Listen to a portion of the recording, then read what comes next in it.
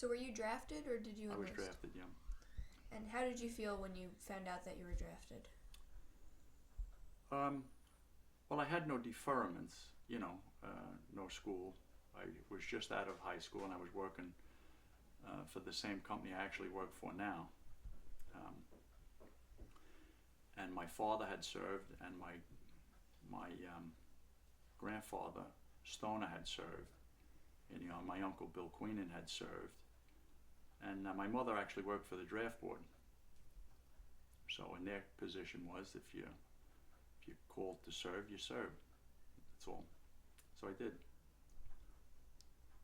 And what did your family think about your service before you left? Well, they were apprehensive, I'm sure. They didn't really show it too much, but um, like I said, we had military in our background, and at that time it was just something that you did. That's all. You didn't really think too much about it. Was it difficult to adjust to military life when you were in training? It was, yes. It was and it wasn't. I was kind of self-disciplined at that time. So really, I mean, a lot of guys had a lot of problems with it. Of course, the basic training was very difficult. And especially if you were from the north and you had basic training in the south, this southern sergeants really didn't like us too much. There's still a lot of resentment, or it was at that time. I don't know how it is now. What was your first impression of Vietnam when you got there? I never forget it. I went over there, and in those days, when you were off the base, you wore your first class uniform. That's your top, not like you see today. They walk around in their work uniforms, those camouflage things. We had green in those days, but I went in a first class jet. Well, I'd never been in a plane before, and I flew halfway across the world. I went from JFK to Oakland, from Oakland to Hawaii, I believe, from Hawaii to, I forget whether it was Guam or Wake Island. It was one of those islands where the plane came in and the runway ended. That was the whole island. From there we went to the Philippines, and from there we went to Vietnam. When I got to Vietnam, it was thunder and lightning out, and we were in a first class jet with pretty stewardesses. Don't forget that. And it was raining when we landed. Everybody you could hear a pin drop in the plane when they announced we were in Bien Hoa, Vietnam. It was thunder and lightning, pouring, raining. And the stewardess, a pretty girl, she waved to us, "Good luck, we'll see you in a year." And I looked up at her, and I stepped off of they had like these rubber things, and I had my Spitzine shoes and my starch uniform, and I went up to my knee in mud. And that was my initiation to Vietnam. So what did you do in Vietnam on a day-to-day basis? I was in the front lines. We were on what they call search and destroy missions. They would take our company, and they would take us out to fire bases out in the mountain. I served in the Central Highlands of Vietnam, and they would take us out to mountaintops. Some were there. We were there already, and some were brand new. So the major company would go up onto the mountaintop, and from there we would run our search and destroy missions down the mountain into the jungle through triple canopy jungles, which means there's 3 layers of trees, and we would go down and search for the enemy down in there. Then at night we would have to dig foxholes and sleep in the jungle. What was it like to sleep in the jungle? Scary. Really? And we had listening posts that we had to set out. If we weren't on a search and destroy mission, we would send 4 guys down, 4 to the north, 4 to the south, 4 to the east, 4 to the west. Because in those days the enemy would human wave attack the hill, and we would send 4 guys out there for I think it was 4 days and 3 nights as a listening post. LP is what they used to call it. And we'd sit out there in the jungle, and we would be like an advanced warning for any attack that was coming. We would sit there and play cards, watch the monkeys swing in the trees, listen to all the sounds.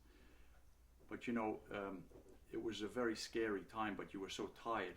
And then of course you would sleep while you would be on guard duty all night. You couldn't see a hand in front of your face at night. And the guys that were sleeping counted on you to save their lives over the nighttime, because a lot of times there were attacks at night. Yeah. Did you really have to trust your fellow soldiers? Yes, we were very, very close to one another at that point for that reason. Yeah. Did you feel like a sense of brotherhood? Oh yeah, absolutely. Yeah, that's basically what it was all about. Because we knew if we didn't band together, we wouldn't make it. We had to rely on each other to, and then there was accidents and different things that happened. But for the most part, that's what it was. Yeah. The policy, like they have today, where they're trying to put a happy face on this stuff, where if our guys got shot, we had to get them back no matter what. So each day, a different platoon or squad would take the lead. That's the lead through the jungle. And it was assigned, a lot of guys were not adept to it because we were just draftees. We weren't really professional soldiers. I mean, we were trained and everything, but some guys had a knack for it, some guys didn't. And the enemy was like we were fighting in their backyard. We would be going through like this area here. You guys know this area pretty good, and the foreign force would come in. You would know how to really set up ambushes for them better than vice versa, you know what I mean? So if the guy wasn't on the ball, the point man, we used to call him, he was the guy that would lead the column. If he really wasn't adept to finding, or sometimes you just couldn't, no matter how good you were, you would walk into an ambush, So usually those guys would be the most susceptible to being shot. And so if we lost a few of them, the company would pull back. That was all. The Marines would attack. The Army was told to pull back and call in airstrikes. The helicopter gunships would come in, and then we would go in and try to retrieve the dead. How were you wounded? Like I was not in the front. I was in the back, and our platoon was in the back that day. And I was with this fella from Gainesville, Georgia. We were spraying the trees because when we heard the ambush, he had the machine gun, the M60 machine gun, and I was feeding the ammo to him. We were spraying the treetops because when they ambushed you, they'd tie these guys in the trees so you wouldn't get the satisfaction of seeing them fall out of the trees. It was all psychological.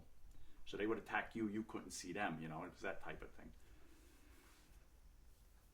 So we were spraying the treetops with the machine gun, and the next thing we heard a thump, and we saw this was a B-40 rocket landed like 3-4 feet away from us. But by the grace of God, we were on kind of like this mound that went down into the valley. We were kind of off to the left side of it again, and the rocket landed a little bit to the right of us, but the